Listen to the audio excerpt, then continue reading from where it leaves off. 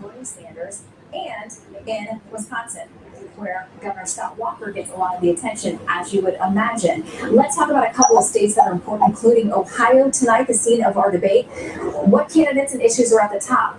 Donald Trump, Hillary Clinton, Jeb Bush, John Kasich, the current governor who got in late but had enough traction to gain momentum for the 9 p.m. debate tonight, and Bernie Sanders. Race and economy, the top issues. Now, where the first votes will be cast, the caucuses in Iowa, what are they talking about? Again, they're the conversation being dominated by Donald Trump, Hillary Clinton, Bernie Sanders, Jeb Bush. Scott Walker works in there as well. Economy and race issues at the top for Iowa.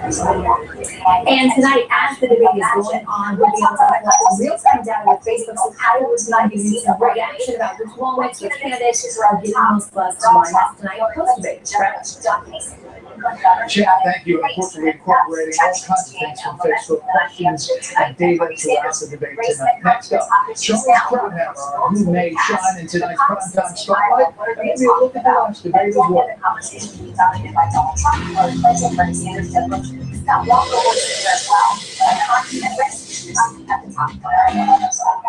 And tonight, as the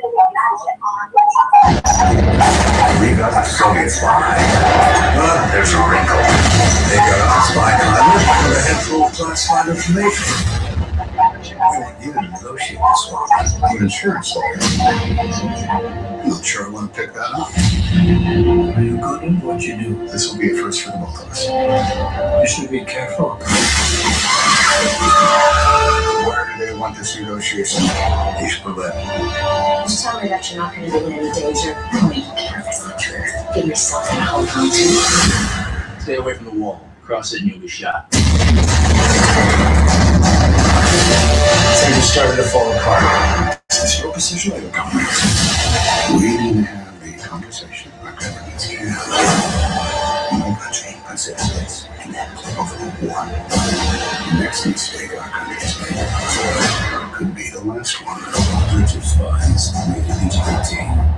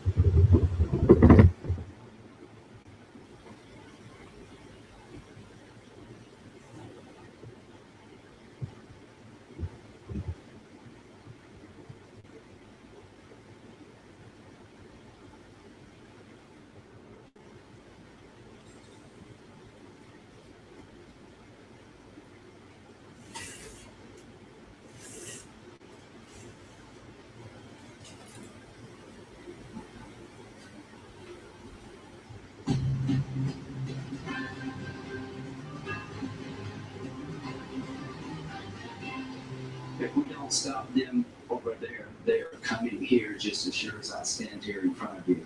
One thing I want to be clear about tonight. If you're running for president of the United States and you don't understand that we need more American ground forces in Iraq, and that America has to be part of a regional ground force that will go into Syria and destroy ISIL in Syria, then you're not ready to be commander-in-chief. Senator Lindsey Graham from South Carolina talking about foreign policy in the early debate. We're getting closer, of course, to the start of tonight's primetime debate featuring the top 10 polling Republican presidential contenders from here in the Quicken Loans Arena in Cleveland. We're here in the spin room. Let's talk about, first of all, that last debate and also what can we expect going forward. Syndicated columnist Charles Krauthammer joins me now from Washington. Good evening, Charles. Your thoughts on the first round? Well, let me just say, I like our setup here, but you always say that I take up all the time, and now I can do it legally.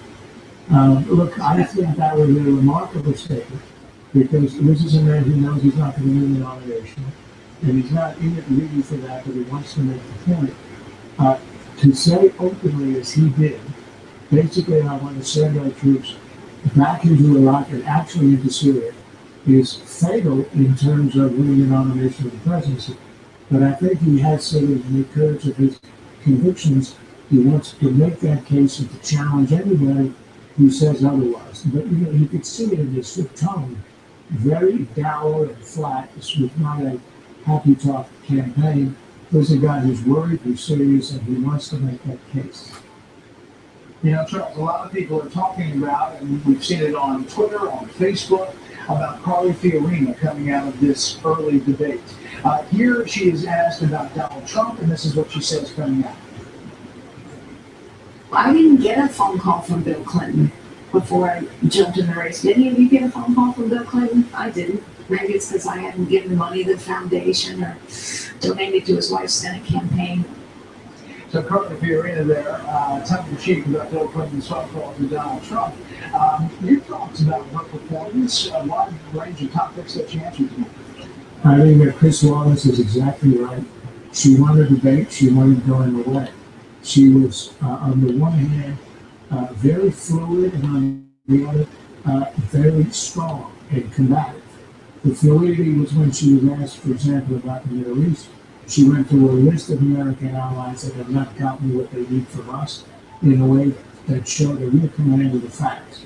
And the combativeness, I thought, was interesting. In that debate, she went after Trump. She also went after Obama on the Middle East. And she ended by going after Hillary and saying this is not the people versus Washington, which was Santorum's line, and of course it's the populist line. She said it's conservatism versus liberalism. And I'm a conservative, and the problem with the country is not Washington, it's the big government, the federal government, which is a classic Reaganite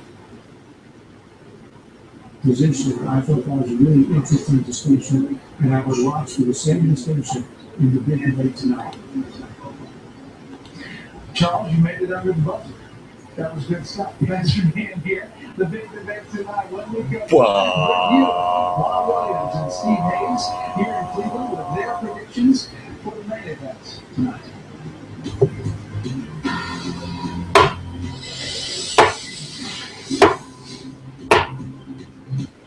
Hello. Hello. Hello. Okay, it works.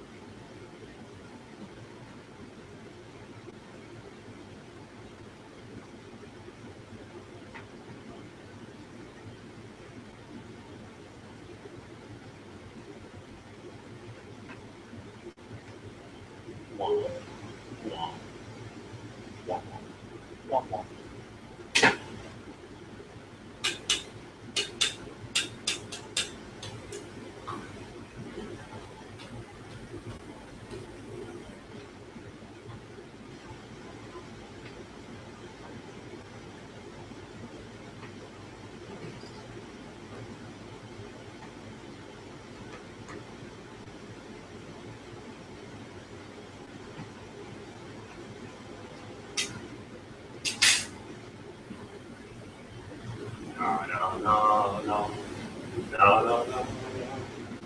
Okay. Goodbye.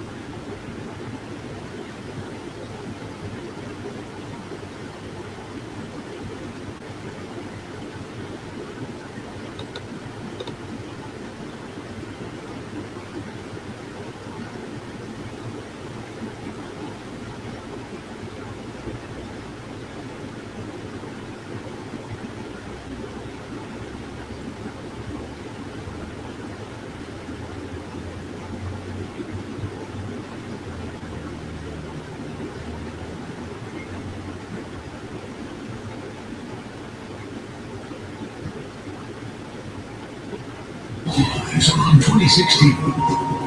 All the big issues are on the line. And all candidates are talking to Brett. Asking the tough questions and giving the smartest insight on the race ahead. Only Brett Baer gets you the most powerful political coverage straight from DC. As all eyes turn to the race for the White House. Get Baer. And unafraid coverage on Special Report with Brett Baer.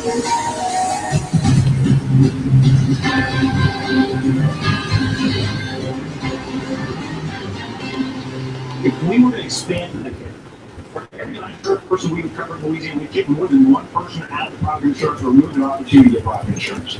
We're going to have too many people in the car rather than pulling the car. This isn't free money. I know some people like to say, well, this is free money. We pay federal taxes. We are borrowing money from China today. Yesterday, the president stunningly admitted this. He said, we don't have leverage with China to get a better deal on Iran because we need them to lend us money to continue operating our government. Lieutenant Governor Bobby Jindal talking about expanding Medicaid and how that's a bad idea in his mind. Let's bring in our special panel from here in Cleveland. Fox News senior political analyst Britt Hume, Juan Williams, columnist with The Hill, and Steve Hayes, senior writer for the Weekly Standard. Okay, first let's go to the first debate. Thoughts, winners? I think we have a clear winner, a consensus winner. Carly Fiorina, I think, won this debate. She stood out in a way that was, I think, obvious to nearly everybody. And for her, there's a double benefit.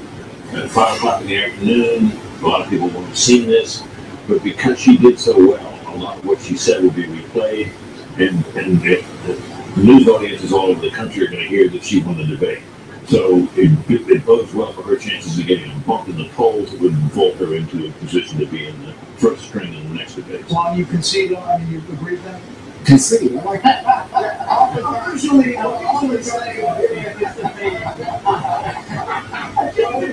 anyway, my mind is a lot of places. Rick reflects the room because behind us, in terms of finale and the reporters who rushed to Carly Fiorina in the immediate aftermath of the debate, I think you can see who the winner was.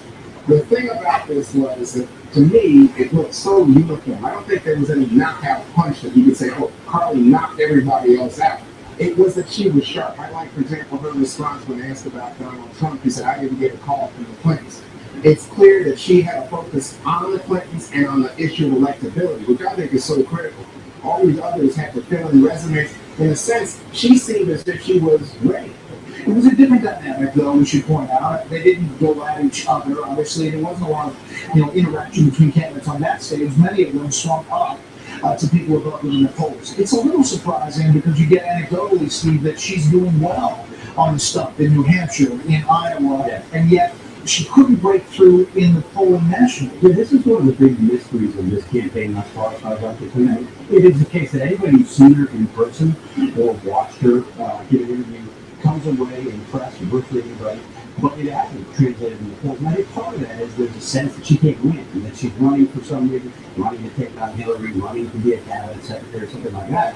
It's sort of vaguely insulting assumption. But if she may have done well enough here tonight, being the clear and decisive winner, to have catapulted herself into the discussion as somebody who has. So she had, I think, a name recognition problem compared to the others. When you think about Ben Carson, who I think entered sort of the political realm with a similar issue, but he got his. Remember the prayer breakfast, which was his first moment in the glare of the media spotlight, and people liked that.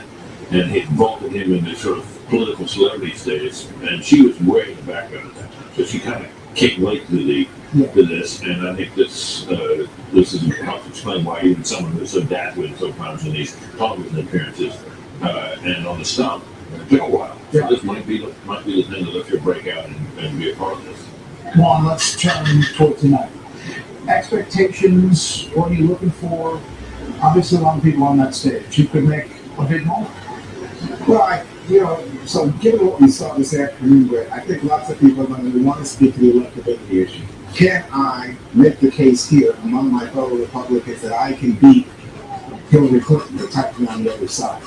So that they have to somehow prove that they are able to do that. That's a big challenge, for example, for Donald Trump, even though he has the lead on the primary side. I think that's what Fiorina was trying to do today, came across as fierce in that regard. By the way, in that early session that we just went through, I think there were some people who did not come to, didn't shine the way that I had anticipated. I thought Rick Perry, given his experience in 2012, would have been the strongest figure on that stage there. I don't think that came through.